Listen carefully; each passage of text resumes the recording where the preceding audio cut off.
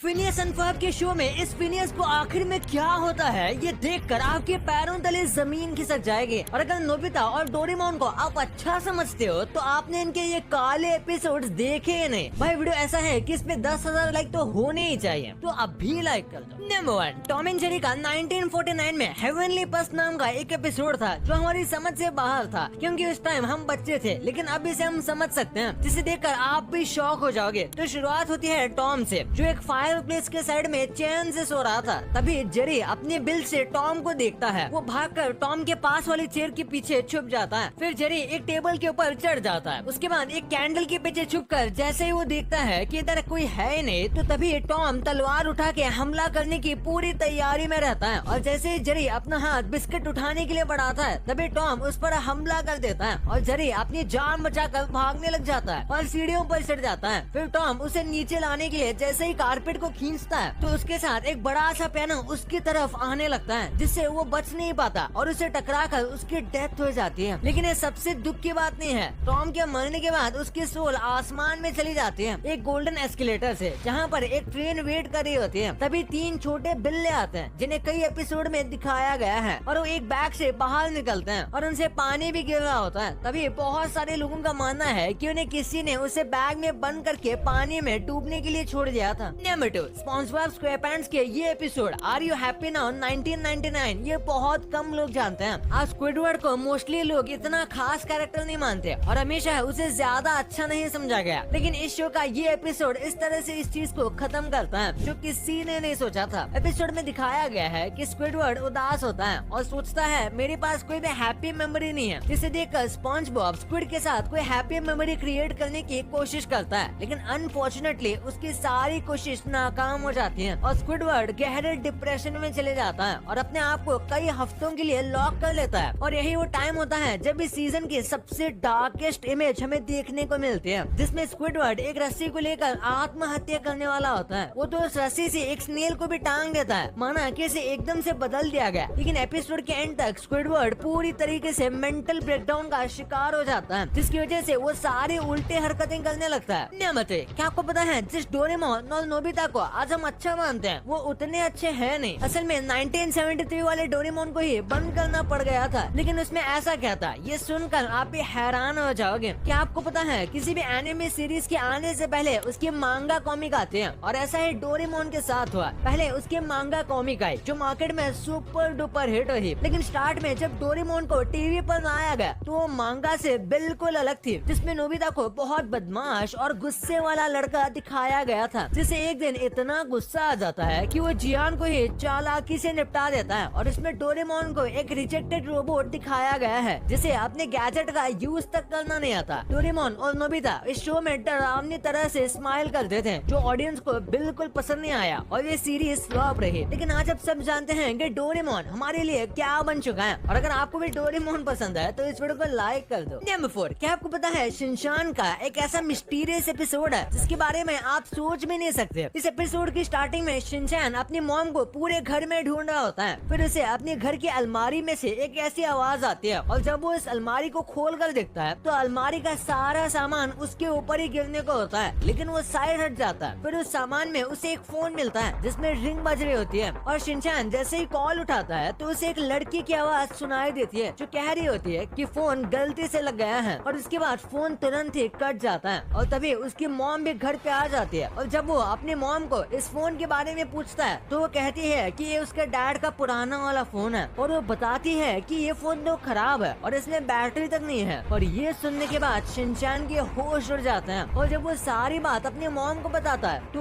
वो भी शॉक हो जाती हैं। Number 5, Phineas and Ferb. Phineas and Ferb एक ऐसा कार्टून था जिसे वो बच्चे बहुत ज्यादा पसंद करते थे, जिसे बंदर को नहाना, इमेजिनेशन इन दोनों में कूट कूट कर भरी हुई थी। लेकिन कैंडस को तो आप जानते ही होंगे, अपने भाइयों को पकड़वाने में ये लगे रहते थे। और Phineas and Ferb get busted नाम की इस एपिसोड में ऐसा ही होता है, वो अपने भाइयों को पकड़वा देती है, जिसके बाद उन्हें एक रिफॉर्म स्कूल में भेज दिया जाता है। जिसके बाद कहानी डार्क टर्न ले लेती है, क्योंकि उनके दिमाग से जबरदस्ती सारी इमेजिनेशन को हटाया जा रहा होता है, उन्हें बुरी तरह ब्रेन वॉश करके, जिसे आजकल आपको रियल स्कूल में भी देखने को मिल जाएगा। जिसे आप ध्यान से समझोगे तो आपको समझ आएगा कि हम सबके साथ भी बड़े होते होते ऐसा ही हुआ होता है। हालांकि ये सारी चीजें बस एक ड्रीम में हो रही होते हैं, वरना पता नहीं चीजें और कितनी